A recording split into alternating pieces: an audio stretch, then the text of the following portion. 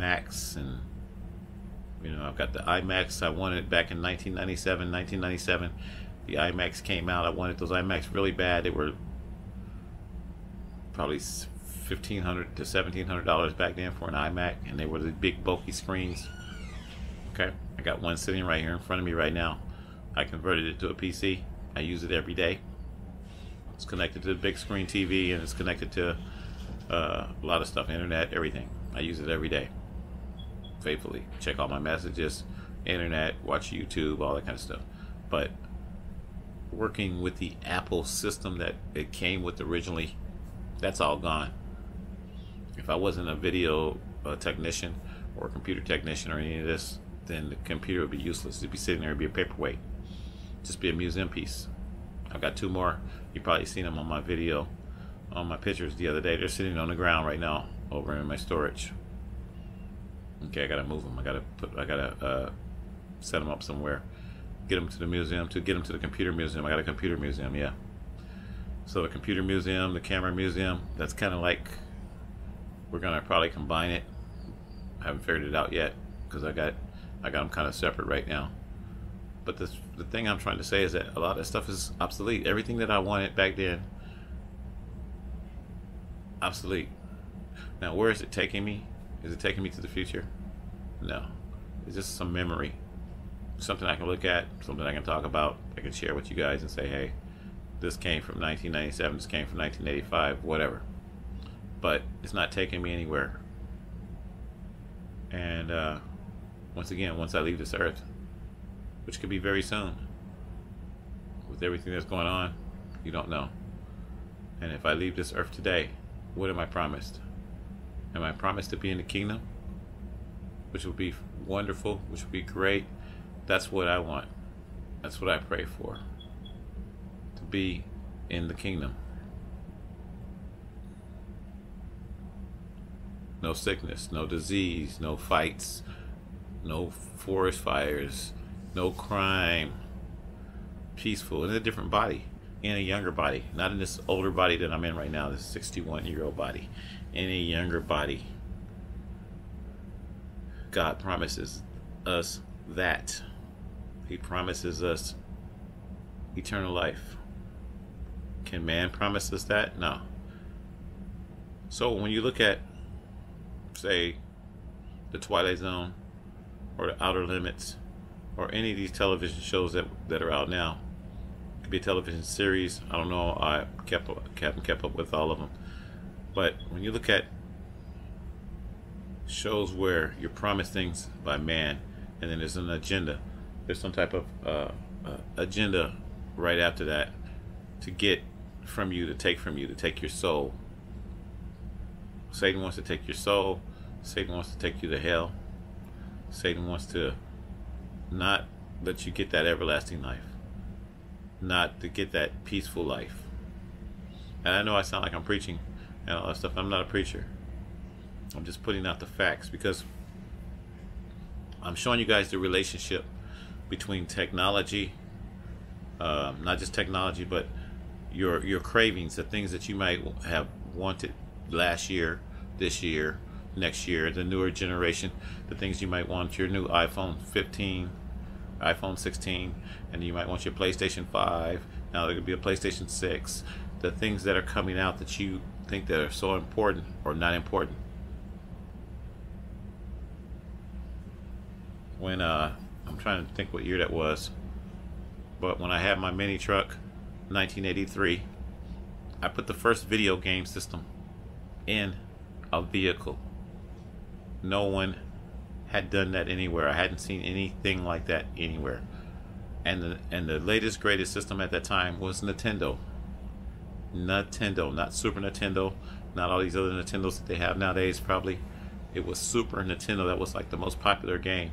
It just came out, it was in the stores, and I forgot how much it cost, maybe like $200, maybe, I think it was less than that, maybe $150 or something like that.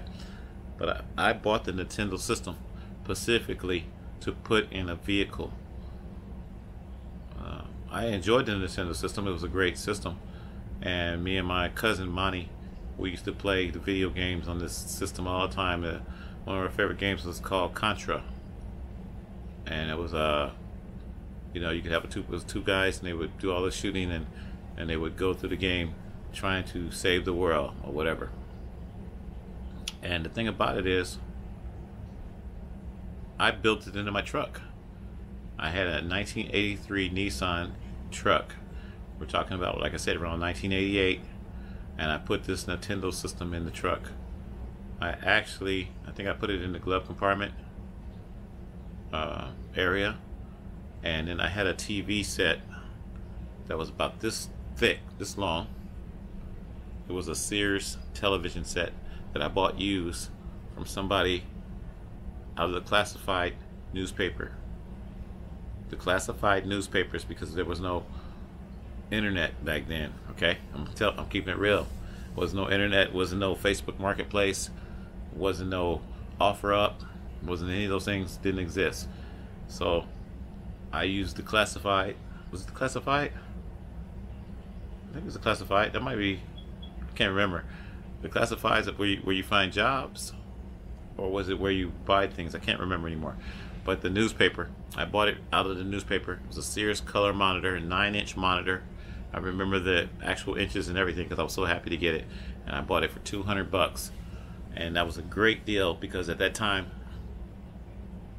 those monitors cost a lot more. I had a monitor with that TV set monitor or whatever had RCA plugs on it. Would have cost you probably $300 or $400. So I got it for $200. I was happy. I think I got it for 200, maybe 150. So I took that TV and I said, this is going to go inside the dash. I cut the dash out. I cut out the air conditioning controls and everything. I said I'll reroute them. I'll put the air conditioning controls somewhere else. I didn't really use air conditioning. We were in California, Sacramento. Didn't really get that hot. I never really used air conditioning. So I cut the air conditioning controls all out. So I'll reroute them somewhere else. Never did. But I did cut it out, put the TV in there, put the Nintendo in there. I was an electronic technician back then, and so I don't think I had the technician title yet, but I did work in electronics. I had electronics, went to school for it, so I was like, you know what, I'm going to make this work. Now the TV set was easy because the TV set was 12 volts, so that was just, you know, that was nothing to modify. I just need to add 12 volts to that television set. That was simple. The Nintendo on the other end ran off for 9 volts, and nobody knew that. Okay, it had a power supply that you plug into the wall, AC, 60 cycles per second, yeah, the transformer, capacitors and everything, and then it drops it down to 9 volts, DC, direct current. I told you I know my electronics. So I was like, okay, I just need 9 volts. I don't need 12 volts. So there were 12 volt adapters back then. That was simple. That was a simple fix. You know, or you could make your own step down transformer or whatever. But I just bought an adapter that had the little switches on there, and you just switch it down to 9 volts. Plug in your cigarette lighter or whatever, and you switch it down to 9 volts. So I switched it down to 9 volts, plugged it in, the Nintendo worked. I said, oh, this is great. So now I got a Nintendo. The first Nintendo in a vehicle. The first video game system in a vehicle. Did I get credit for it? Nah. Nobody knew about it. You guys know about it now. You go to car shows now, you're going to see PlayStation 5s probably in vehicles now. Okay? But remember, I may have been the first one that has done that did that. But it doesn't matter. And that's what I'm trying to say. Things I did back then, it didn't matter. It was cool, it was, you know, innovative or whatever, but it didn't matter. So I lived my life, enjoying things that were possible. Just like I show you guys the RC cars and the, you know, tapping into it and say, oh, I want to put some more lights in this thing. I want to add a horn. I want to add, this one has a Bluetooth speaker right here too, by the way. This one has a Bluetooth speaker. So it doesn't matter though. Anything that I design, anything that I create, it doesn't matter. It may be enjoyable at the time. It may be what. This is what I want to say. The things that we're doing in life right now are a distraction, and it's taking us away from God. It's actually taking us away from, you know, our purpose. A lot of people don't know what's your purpose on earth. What are you here for? What's the reason? Where are you going? You know, a lot of people ask me when I build something, where are you going with this? Are you going to sell these things? Or are you going to make more? Or are you going to start a business? Everybody wants to know, what is the end result? What is the end? What's the end game? Well, the end game is living in the kingdom, living the rest of my life in the kingdom. That's the end game. I don't have a big business proposal to design, to create, to go into business. This world is deteriorating. I mean, the wildfires are just a little small sample of what's going on. Big mobile, what do you call it? These big mobile, I don't even know what you want to call it. People in the industry that make a lot of money, that do a lot of big things, they're going down. A lot of people are going down. And they're going down for their lives. They're going down for all the things that they've done. It's coming back on them. This world is not a very good place. Yes, God created this earth. God created this earth so that we would serve Him, and so we would listen and follow His commandments, but we didn't do that. They always talk about America this, America that. America did not do what America is supposed to do. So, you know, you can say all these things about America. America's this and America's that. America's lied. America's cheated. America's done a lot of things.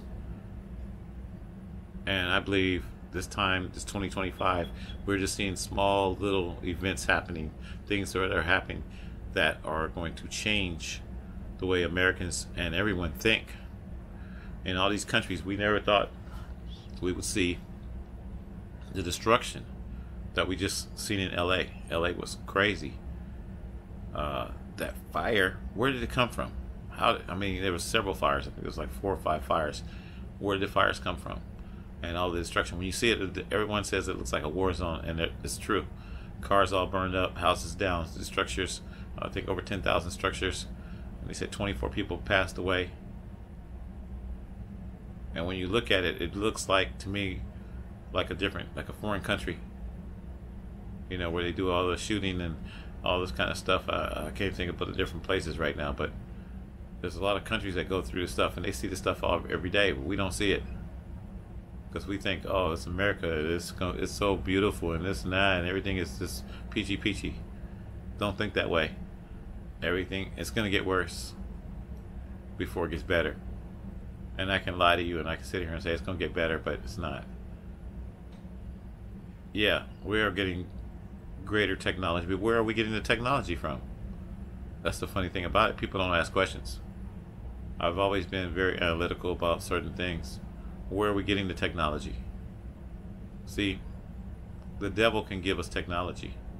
Satan, demons, all this kind of stuff can give us technology. They say aliens. Aliens can give us technology. Or we can steal the technology from aliens, and aliens can, now they can come back and say, hey, you stole this from us. If you steal from somebody and they find out about it, they're going to be mad. And they're going to retaliate. You know, you steal from the mob. You steal from the what does they call it? The cartel. You steal from the cartel or the mob. Yeah, you stole from the wrong people. So same thing with this alien stuff. Say we stole alien technology. Just say we did. Say the government stole alien technology. And now the aliens are coming back and saying, you know what, we're going to retaliate by doing this and by doing that. We're going to burn up some of your city. We're going to do this. I don't know. It's all speculative. We don't know. But I'm just giving you an example. You know, all this destruction, all these different earthquakes and things that are happening, and tragic events. Why are they happening? Well, it says in the Bible these things are going to happen in the last days. Are we in our last days? Yes, we are in our last days. That's why I'm making this video. This could be my last video. I don't know. But I have to make this video because God's touched my heart. God's shown me that my mistakes, my decisions, He gives everyone free will. God gives everyone free will. He's given me free will all my life to make decisions, and I made a lot of wrong decisions. I made a lot of wrong decisions. I'm keeping it real. And now the decisions of distraction, the decisions of, wow, what am I going to watch today? What am I going to do today? Where am I going to go today? What am I going to eat today? The decisions of distraction is distracting us from the Lord. Straight up. The decisions of distraction